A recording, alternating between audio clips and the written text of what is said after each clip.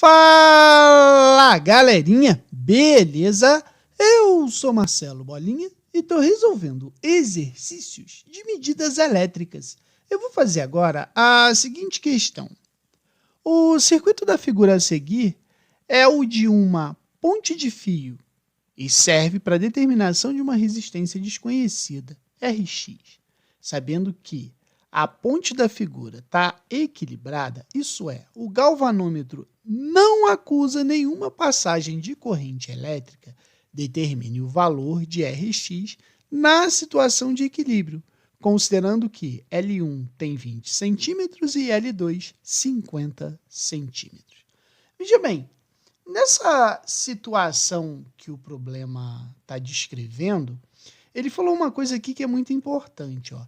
Ele falou que a ponte da figura ela está equilibrada. Aí ele afirmou assim, isso é, o galvanômetro não acusa nenhuma passagem de corrente elétrica. Ele acabou de dizer que a representação da figura é a representação de uma ponte de Wheatstone. Aí você lembra do que é uma ponte de Wheatstone? Então, a ponte de Wheatstone ela é um dispositivo elétrico que a gente usa para medir resistências elétricas desconhecidas. Beleza? A gente pode dizer que a ponte de Wheatstone ela é representada geralmente dessa forma aqui, onde eu tenho 3 resistores conhecidos e um quarto resistor desconhecido. Eles são associados dessa forma aqui. Então, a gente pode dizer que o circuito que é composto por uma fonte que tem uma determinada voltagem, o galvanômetro e 4 resistores.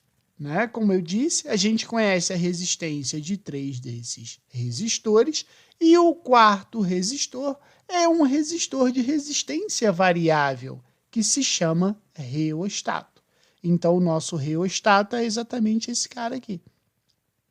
Então, a determinação da resistência do reostato, ela é feita a partir do ponto de equilíbrio da ponte, tá? Que vai ocorrer quando as resistências R1, R2, R3 e Rx, elas vão ser ajustadas de modo que o galvanômetro vai medir uma corrente elétrica nula. Ou seja, não vai passar corrente elétrica por ele. Foi exatamente o que o texto disse, certo? Já que a ponte de Wheatstone ela vai estar equilibrada, né? Quando a gente fala o equilíbrio da ponte de Wheatstone, é exatamente quanto entre o C e o D, ou seja, pelo galvanômetro, não passa corrente elétrica.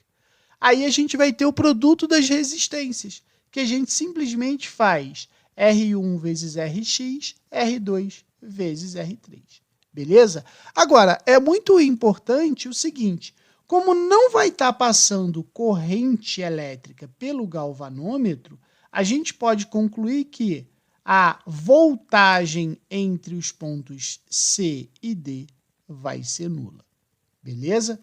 Então, vamos voltar para a nossa figura. Veja bem, ele tem aqui um resistor Rx, que é o que a gente tem que determinar, 2 resistores iguais em paralelo, e aqui ele disse o seguinte, que o comprimento L1 vale 20 centímetros, não é? E o L2 vale 50 centímetros, certo? Agora a gente tem que lembrar o seguinte, quando eu tenho resistores iguais em paralelo, a gente sabe que a resistência equivalente é o valor do resistor pelo número de resistores iguais, tá? No caso aqui, eu tenho 2 resistores de 200 ohms, né, em paralelo. Então, eu posso dizer que a resistência equivalente deles vai ser igual a 200 divididos por 2, isso vai me dar 100 ohms, certo? Então, a minha ponte de Wheatstone Nesse lugar aqui, eu vou ter um resistor de 100. Aí, a ideia aqui é o seguinte, ó, vê se eu não posso dizer assim, ó, que Rx vezes L2 vai ser igual a 100 vezes L1, certo? Bola, mas eu não posso comparar o valor do resistor com o comprimento do fio. Beleza, eu concordo com você, né? Mas a gente tem que lembrar da segunda lei de Ohm. Qual é a segunda lei de Ohm? Que resistor é igual a rola, né?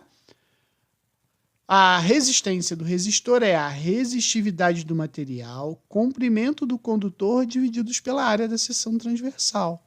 Então, no meu caso aqui, eu vou ter o seguinte, ó, Rx vezes ρ vezes L2 pela área de seção transversal vai ser igual a 100 vezes ρ L1 divididos por área.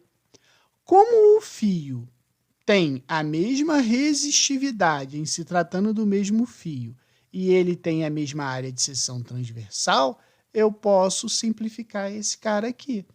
E aí, o que vai sobrar para mim? Rx vezes L2 vai ser igual a 100, que é o resultado dessa associação aqui, vezes L1. Então, na minha situação, vai ficar o quê?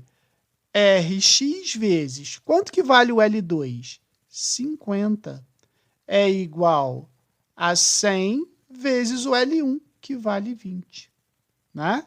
Eu posso simplificar o 50 com o 100, vai dar 2.